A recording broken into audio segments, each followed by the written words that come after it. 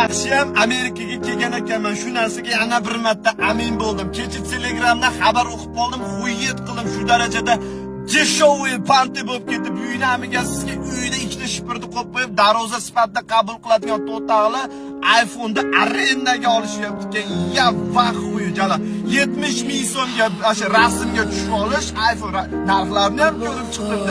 300 ming so'mga uchrashuvga chiqish iPhone arendaga beradi ekan, iPhone bilan uchrashuvga borib kelar. Yoki qanaqadir biznes uchrashuv.